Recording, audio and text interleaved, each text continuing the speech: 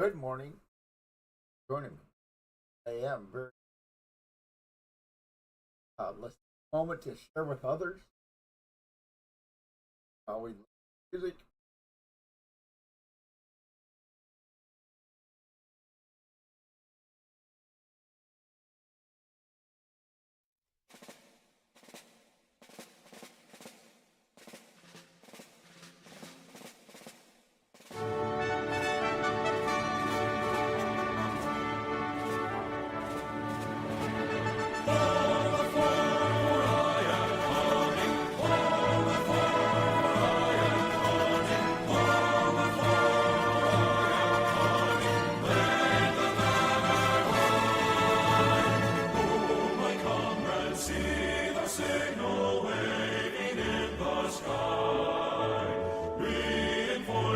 Now appearing, victory is nigh.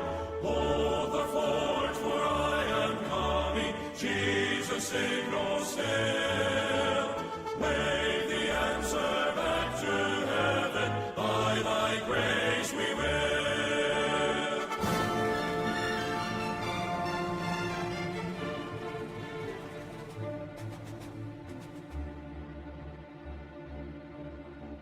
See the mighty host advancing, Satan leading on.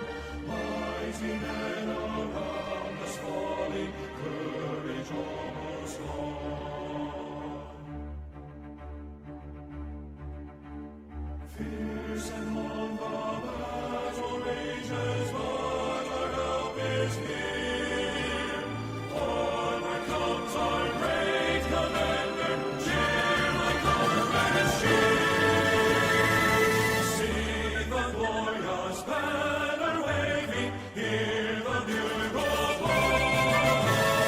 In our leader's name we'll triumph over every foe. Hold the fort, for I am coming. Jesus, signal still. Wave the answer back to heaven. By thy grace we will.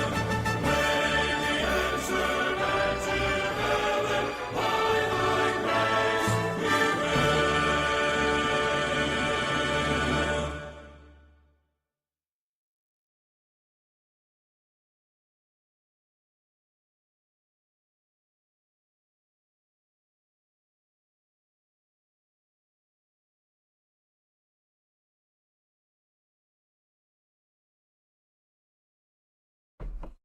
Needed to get that sip of coffee first. Yesterday was Veterans, and while everybody else was thank you, um, I don't think,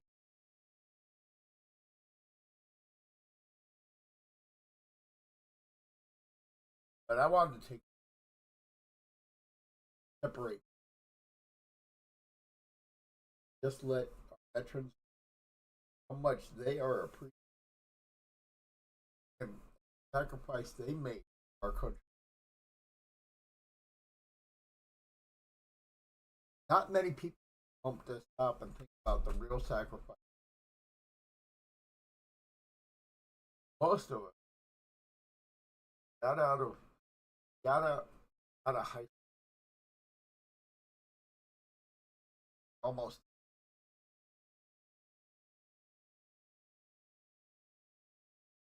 Now I I struggle with it because most of my military guardsmen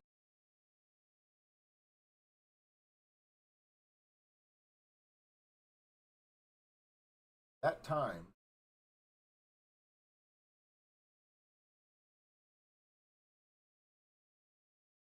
was one weekend a month, not including.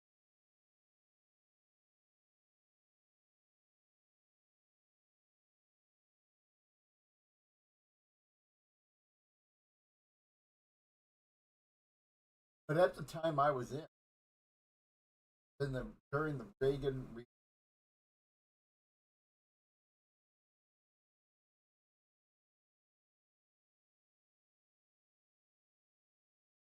I joined when I was 7. The moment I turned was I would be graduating school.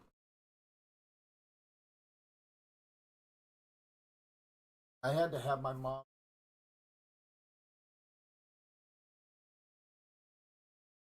So while I was in high school, I was going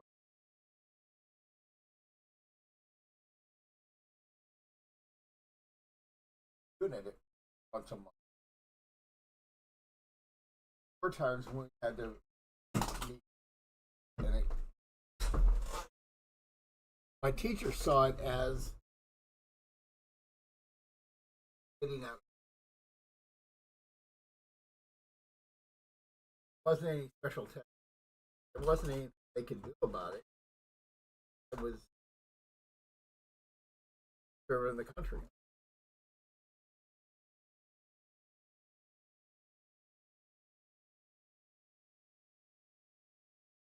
One of my teachers, other teachers,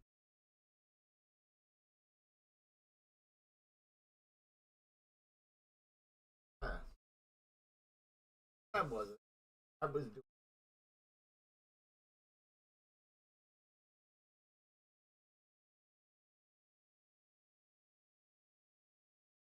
That was that was because that teacher.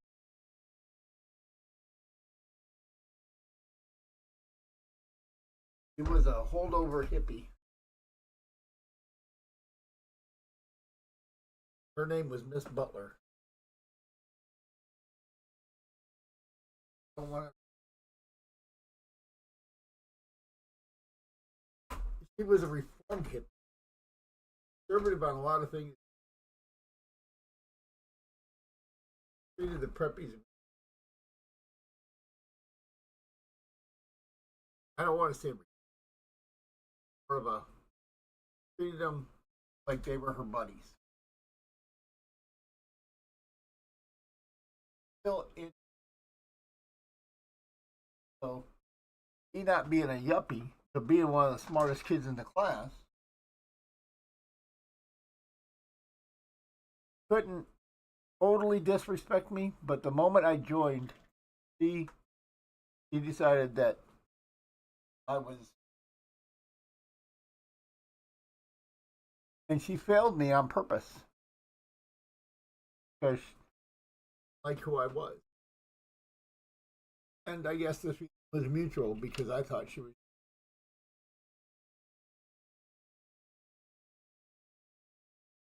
And it really turned me off of English teachers.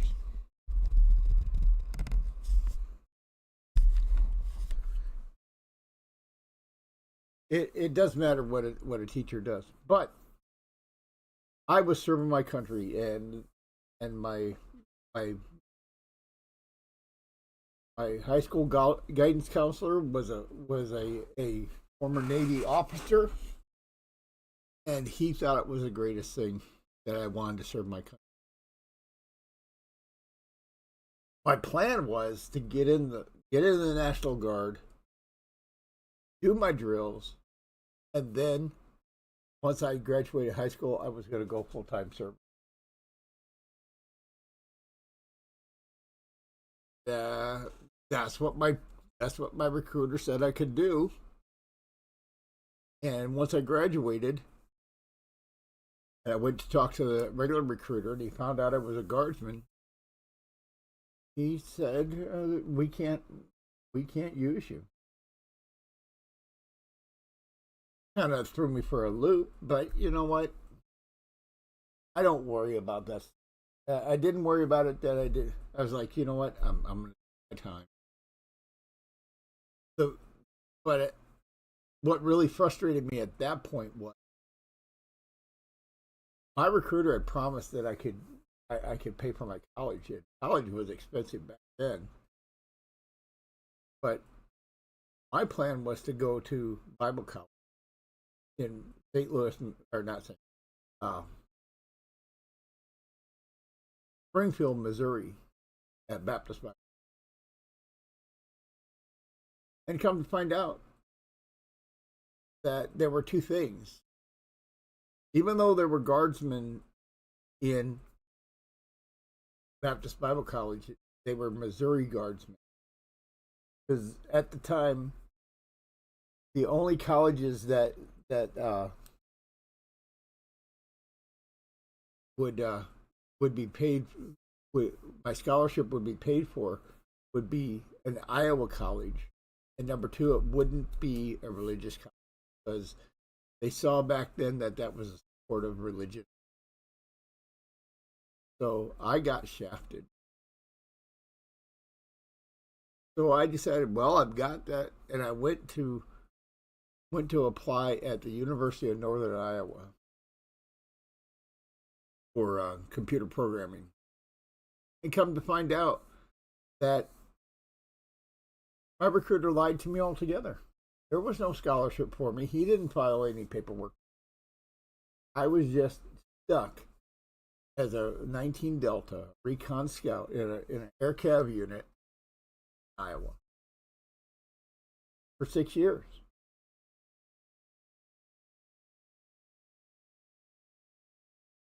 Now, sure, I could have taken him to court or something. But it was, number one, I was patriotic and said, I don't want my country to pay. And number two, I couldn't afford an attorney. I didn't have the guidance of a father to say, hey, look, this is what you have to do. I was struggling on my own. And it is what it is. It made me who I am today, and probably why I'm still. But I got to serve my country. One thing I realized, though, that people who do serve our country, one of the things they don't get to enjoy is that time while they're in the military. So you get out of high school at 18, you join the military, you serve for 6 years, you get out at 24. That was 6 years of your life that you said, I'm giving this to my country. And that's the whole 6 years, the country is using you as a social experiment. They're using you as a guinea pig for new drugs. They are making sure you don't have a life outside of the military. And you wonder why a lot of military people get drunk. It's because they really are cooped up. Now it's probably more lackadaisical on some, but in a combat unit, it's combat unit. And it's not lax. They get away with a lot of stuff, but it's not the same thing.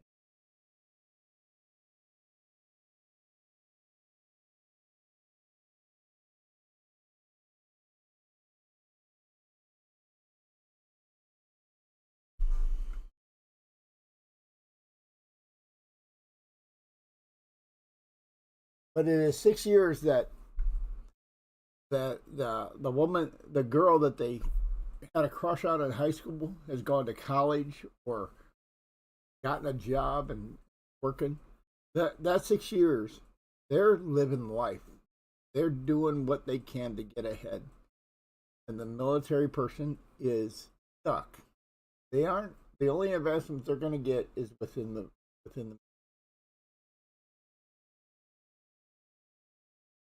And the government shows its appreciation by giving you sub-adequate pay and taking half of it back in taxes and fees. And they give you a place to stay, to sleep, and they feed you. The place to stay is a barracks where you're spending your time with other guys. and the food they feed you is mediocre at best. Not because the cooks are ambivalent, but because they're feeding 1,000 guys at a time, and you can't have, unique spices and stuff. You have to go by what feeds them.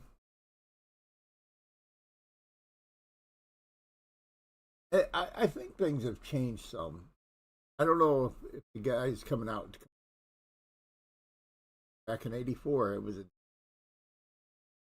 and back in '84 we still had the hippies. We still had the people who treated anybody in the military like, and Reagan was rebuilding. During the '70s,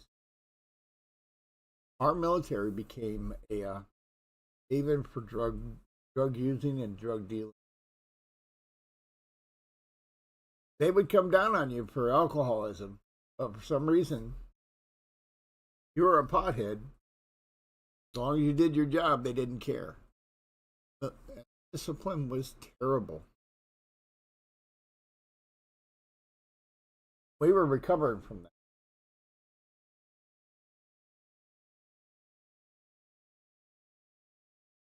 Fortunately, my unit, it didn't show up.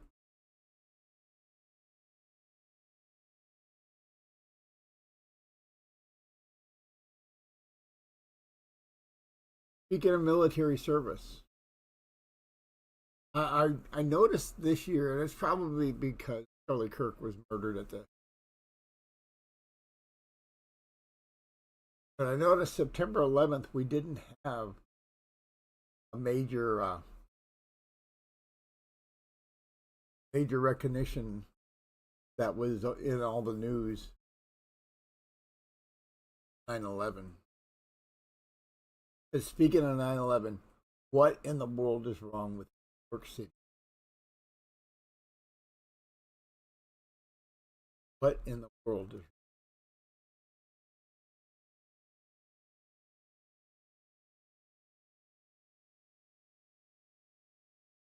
You know what?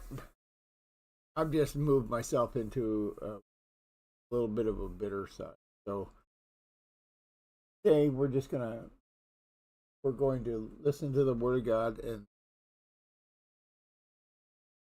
Heavenly Father, please bless your Word. Give my bitter, cleanse me, use me, offer myself freely. I ask for forgiveness.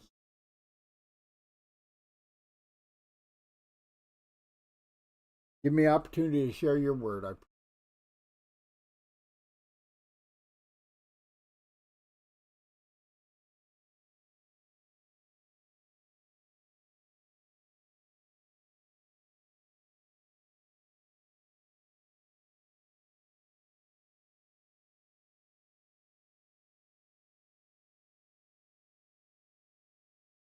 2 Chronicles 9.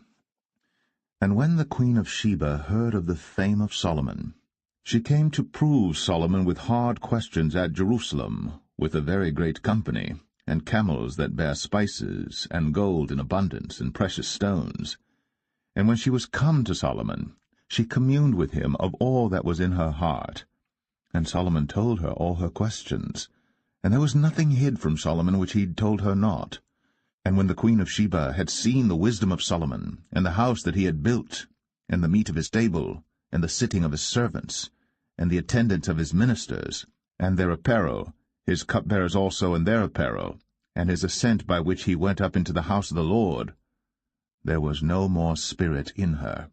And she said to the king, It was a true report which I heard in mine own land of thine acts and of thy wisdom. Howbeit, I believed not their words until I came, and mine eyes had seen it, and behold, the one half of the greatness of thy wisdom was not told me, for thou exceedest the fame that I heard.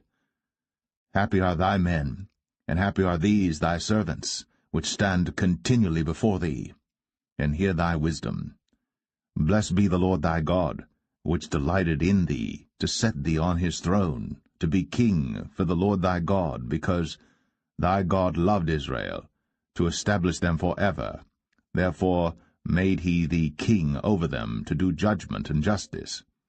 And she gave the king 120 talents of gold, and of spices great abundance, and precious stones. Neither was there any such spice as the queen of Sheba gave King Solomon. And the servants also of Huram, and the servants of Solomon, which brought gold from Ophir, brought algum trees and precious stones. And the king made of the algum trees terraces to the house of the Lord, and to the king's palace, and harps and psalteries for singers. And there were none such seen before in the land of Judah. And King Solomon gave to the queen of Sheba all her desire, whatsoever she asked, beside that which she had brought unto the king. So she turned and went away to her own land, she and her servants.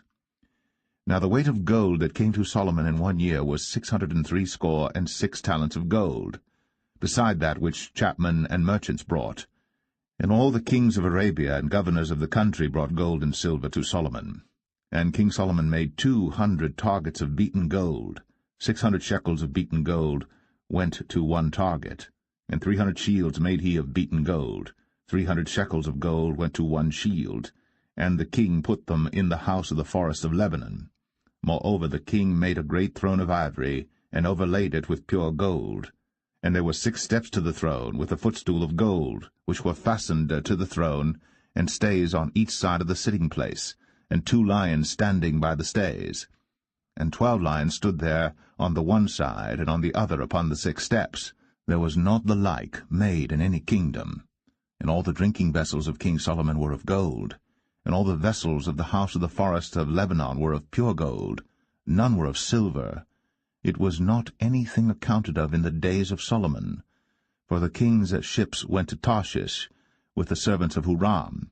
Every 3 years once came the ships of Tarshish, bringing gold, and silver, ivory, and apes, and peacocks. And King Solomon passed all the kings of the earth in riches and wisdom. And all the kings of the earth sought the presence of Solomon, to hear his wisdom that God had put in his heart. And they brought every man his present, vessels of silver, and vessels of gold, and raiment, harness, and spices, horses, and mules, a rate year by year.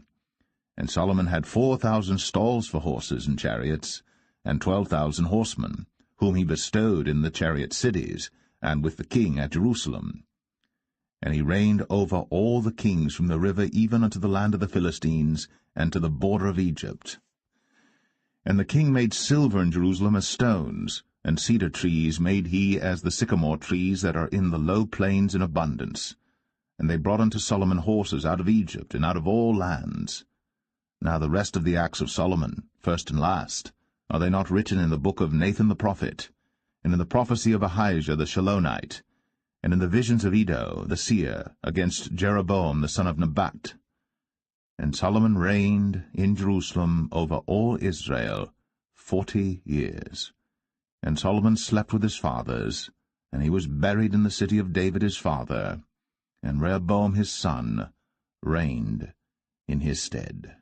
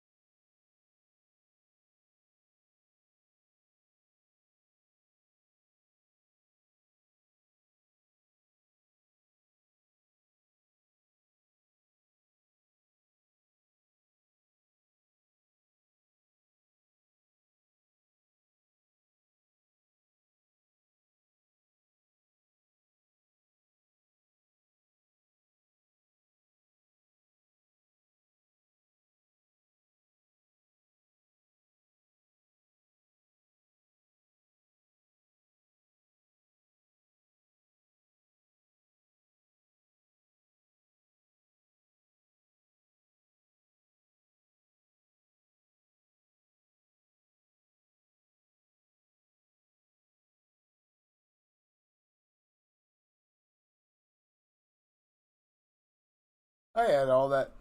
That was all mic'd, muted. Well, thank you so much for being. I am grateful.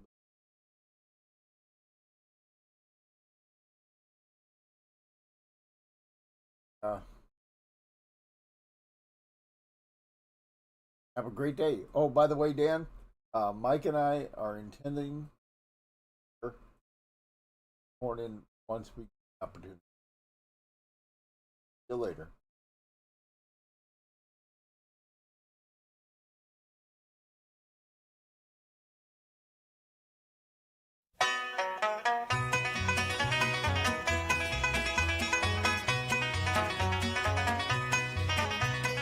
If you're in the battle for the Lord and right, keep on the firing line. If you win the victory, brother, you must fight. Keep on the firing line.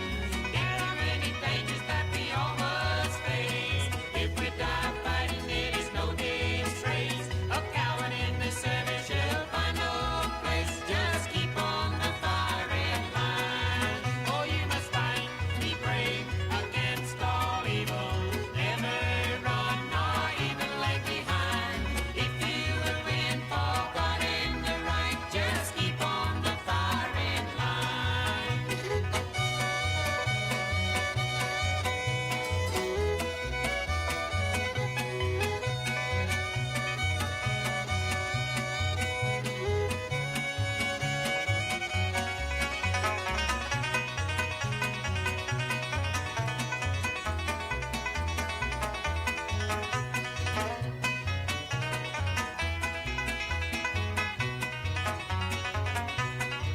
Oh, you must fight, be brave against all evil. Never run nor even lag behind. If you will win for God and the right, just keep on the firing line.